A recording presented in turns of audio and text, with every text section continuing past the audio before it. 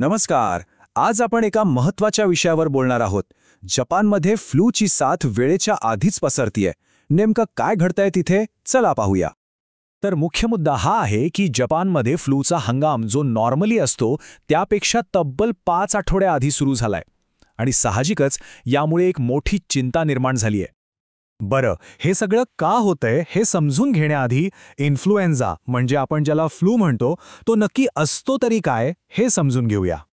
म्हणजे बघा, हा एक विषाणूमुळे होणारा आजार आहे, इन्फ्लुएन्झा व्हायरस, आणि तो थेट आपल्या श्वसन संस्थेवरच हल्ला करतो. नाक, घसा आणि कधीकधी तर थेट फुफ्फुसांवर सुद्धा. पण एक गोष्ट लक्षात ठेवणं फार महत्त्वाचं आहे. हा काही साधा सर्दी खोकला नाही. फ्लूची लक्षणं खूप जास्त तीव्र असतात आणि ती एकदम अचानक सुरू होतात. आणि याची लक्षणं म्हणजे खूप त्रासदायक असतात. म्हणजे एकदम जोराचा ताप, थंडी वाजून येणं, अंग अक्षरशः फुटून निघतं, डोकेदुखी आणि प्रचंड थकवा, काही करायची इच्छाच होत नाही. आणि हो, लहान मुलांमध्ये तर उलट्या आणि जुलाबाचा त्रासही खूप दिसतो. चला आता पुन्हा जपानच्या परिस्थितीकडे येऊया. बघूया की ही एक साधी गोष्ट न राहता संपूर्ण देशासाठी चिंतेचा विषय कशी बनली आहे. ही परिस्थिती किती वेगळी आहे हे बघा. साधारणपणे फ्लूचा सीझन कधी सुरू होतो? नोव्हेंबर-डिसेंबरच्या आसपास, बरोबर?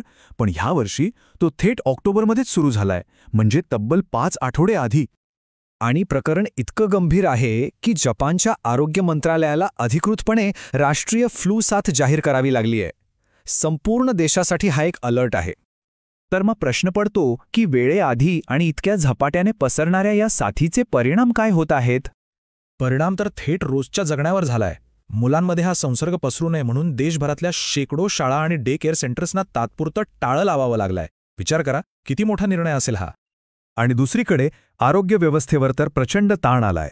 आतापर्यंत 4,000पेक्षा जास्त लोकांना हॉस्पिटलमध्ये ॲडमिट करावं लागलं आहे. हा आकडा खूप मोठा आहे. पण गोष्ट फक्त या आकड्यांपुरती मर्यादित नाहीये. हेल्थ एक्सपर्ट्स एका मोठ्या धोक्याची शक्यता वर्तवत आहेत. त्यांचं म्हणणं आहे की जागतिक प्रवास आणि लोकांचं इकडून तिकडे जाणं इतकं वाढलंय की हा व्हायरस कदाचित पूर्वीपेक्षा जास्त वेगाने स्वतःला बदलतोय, इव्हॉल्व्ह होतोय. ही परिस्थिती बघून फक्त जपानबद्दल नाही तर आपल्या सगळ्यांच्याच मनात एक महत्त्वाचा प्रश्न येतो. तो प्रश्न म्हणजे नुसती चिंता करत बसण्यापेक्षा स्वतःला आणि आपल्या आजूबाजूच्या लोकांना सुरक्षित ठेवण्यासाठी आपण नेमकं काय करू शकतो. यासाठी आरोग्य अधिकाऱ्यांनी 3 अगदी सोपे पण खूप प्रभावी उपाय सुचवले आहेत. यातला पहिला आणि सगळ्यात महत्त्वाचा उपाय म्हणजे लसीकरण.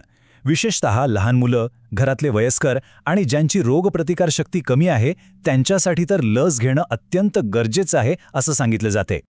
शेवटी जपानमधली ही घटना आपल्याला एक मोठा आरसा दाखवते.